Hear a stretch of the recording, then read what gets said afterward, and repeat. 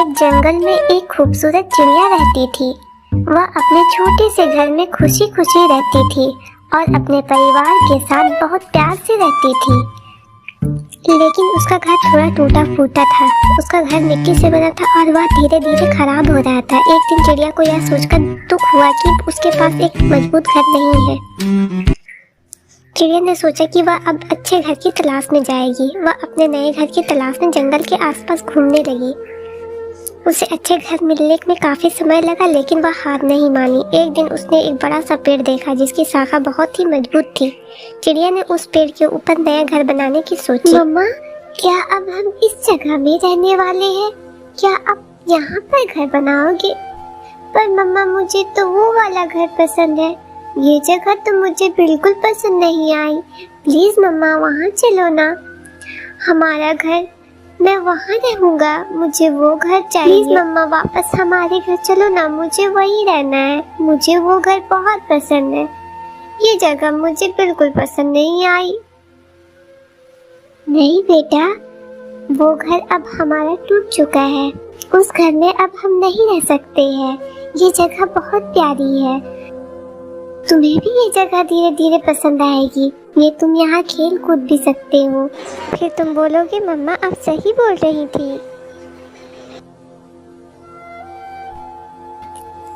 अरे टूनी, तुम इधर क्या कर रही हो? बहुत दिनों बाद तुम्हें आज देखा।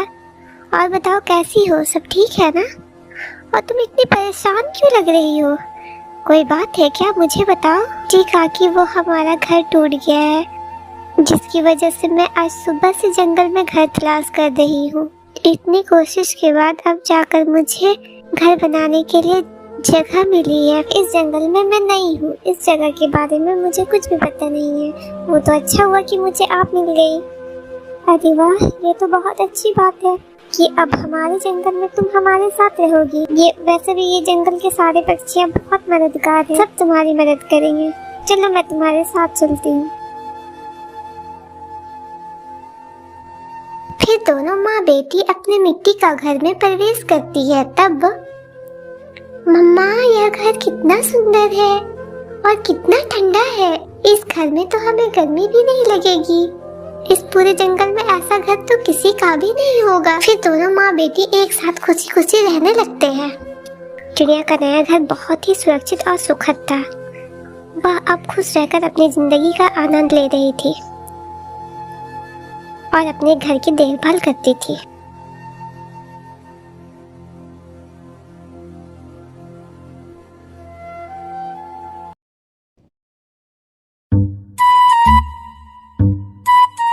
एक जंगल में एक खूबसूरत चिड़िया रहती थी।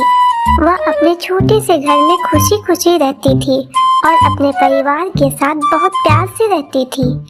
उसका घर एक पेड़ के ऊपर बना हुआ था और यह चिड़िया और उसके परिवार के लिए एक सुरक्षित जगह था। इस चिड़िया का बांस का घर उसके लिए सबसे सुंदर जगह था। एक दिन एक भयंकर तूफान आया और वहां के सभी पेड़ पौधों को झटके में उखाड़ दिया। चिड़िया और उसका परिवार भी बिल्कुल बेहोश हो गए। तूफान के बाद जब चिड़िया की आंखें खुली, उसने देखा कि उसके घर का सब कुछ बर्बाद हो गया था। उसका मन बहुत दुखी हुआ क्योंकि उसके घर का नष्ट हो जाना उसे बहुत दुखी कर रहा था। चिड़िया ने सोचा कि अब वह क्या करे। उसे और उसके परिवार को एक नया घर ढूंढना था।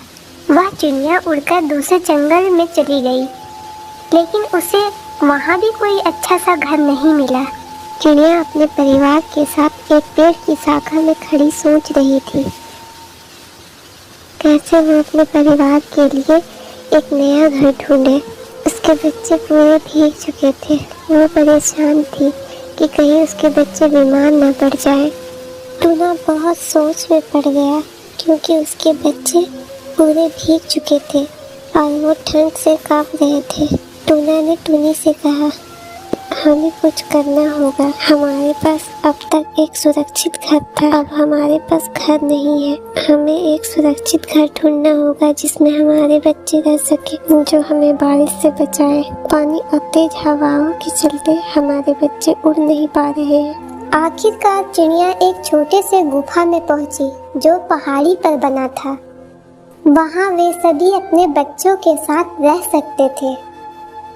वहां बच्चों को ठंडा नहीं लगता, वो आराम से रह रहे थे। इस कहानी से हमें यह सीख मिलती है कि कभी कभी हमें बुरे हालातों में संघर्ष करने की आवश्यकता होती है।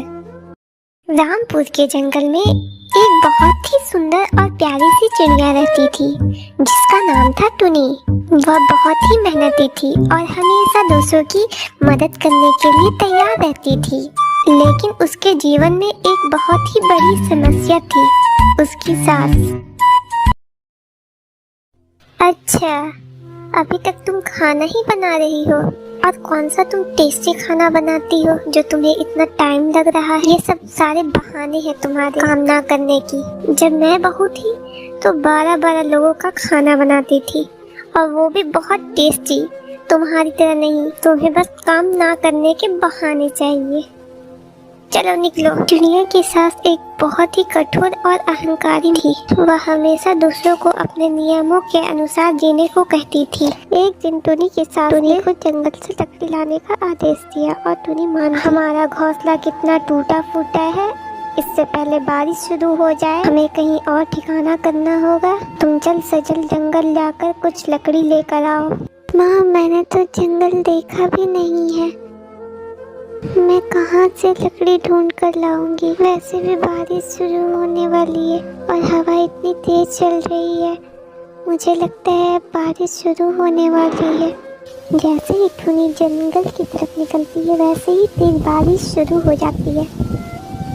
टुनी चिड़िया पेड़ की एक डाली पर बैठकर पानी में भीग रही थी। बरसात का पानी बहुत तेजी से आ रहा था। टुनी चिड़िया बारिश के पानी में भीग रही थी।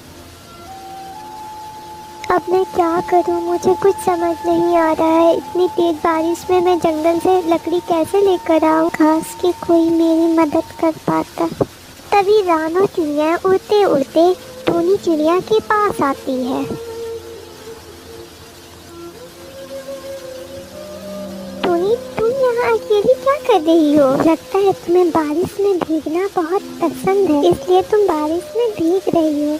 अब कुछ बोलो भी, इतनी चुप क्यों हो? क्या हुआ टुनी, कोई बात है क्या? मेरी सास ने मुझे जंगल से लकड़ी लाने को कहा है और मुझे जंगल का रास्ता नहीं पता है। अब मैं क्या करूँ? ऐसी बारिश में जंगल कैसे जाऊँ और लकड़ियाँ लेकर आऊँ? रानो चिड़िया ने टुनी चिड़िया की मदद और उसके साथ जाकर जंगल से लकड़ी लेकर आई।